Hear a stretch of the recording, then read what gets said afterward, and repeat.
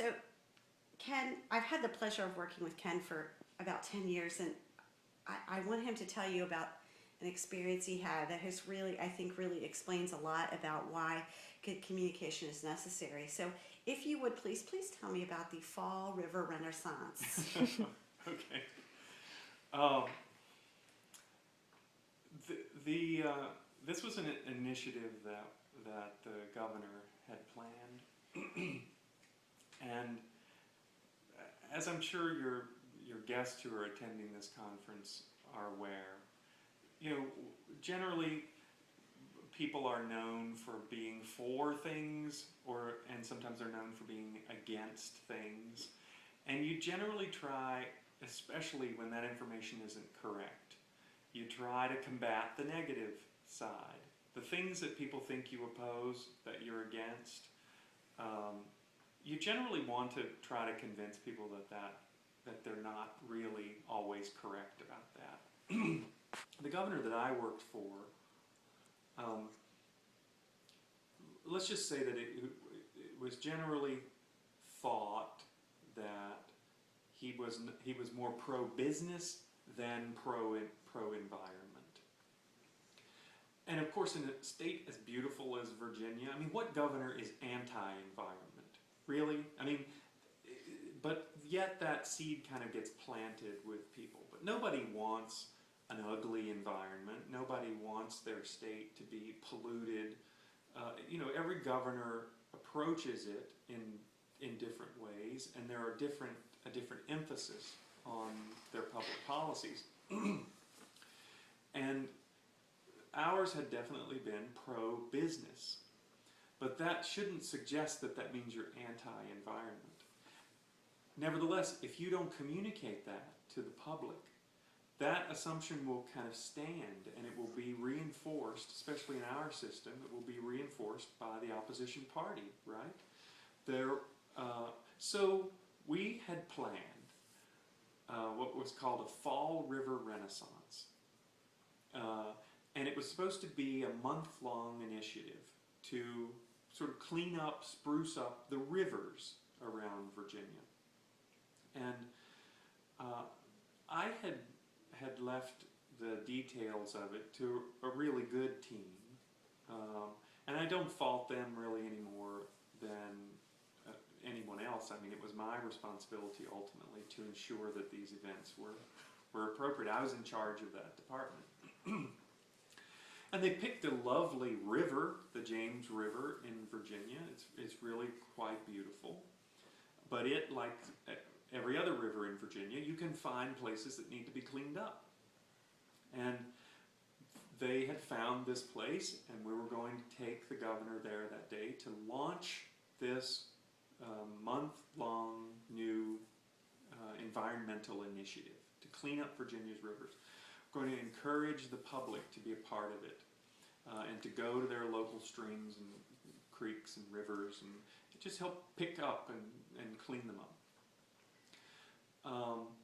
And we had selected, I had given this sort of general idea of what I wanted, some scenic area, but an area that needed attention.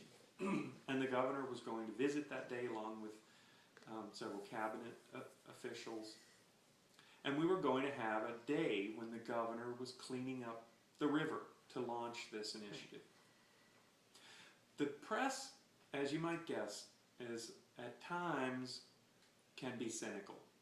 The press can be looking for ways to find contradictions in your message.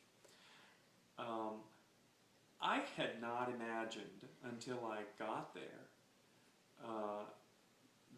what the backdrop would be.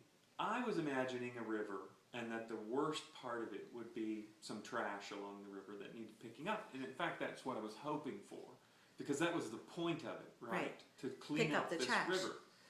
Well, and my staff had kind of pre-positioned the media to be able to shoot this area where the governor would be picking up the trash. But the press had another idea in mind, and we didn't know it really until it was too late. But the press had sort of just by sort of switching the angle a bit, they were still able to get the dirty part of the river. But the James River flows through Richmond, and Richmond is a big metropolitan area. And it also has two giant smokestacks that are visible from large swaths of the river that run through. So it really wasn't a matter, it's not like we were directly under these two large smokestacks, but the press made sure to turn the cameras in a way that the smokestacks were visible in the background. And needless to say, if you look back on the coverage of that, it really was not about the governor cleaning up the river that day. It was the great irony that the governor would have an event where he's really in the background, sort of overshadowing him, much like this kind of subtext that ran through his administration. They found a visual to reinforce that the true sort of overbearing component of this administration, it hovers in the background, is industry and growth and anti-environment. Pollution. Exactly. He might be cleaning up the river, but his real goal is just visible in the background. And that was evident because why else would he have chosen this spot? Well, we did choose the spot. We didn't choose the camera angles. But that became a major mistake. So you have to think of what the subcontext is sometimes. You absolutely for do. what you're trying to do. I think every elected official, really we as individuals, we all have a subtext to us. Often in polite company that subtext is not spoken. Sometimes it is and it's issued as a compliment. But a subtext is usually what people believe about you. It's the image that even as individuals we try to put forward. Yeah. I want you to think that I'm professional, so I have a suit on today. I don't sleep in this suit. I'm not always this person in the suit. But very much for people in politics and public policy, it is as much about image crafting and reinforcing that image.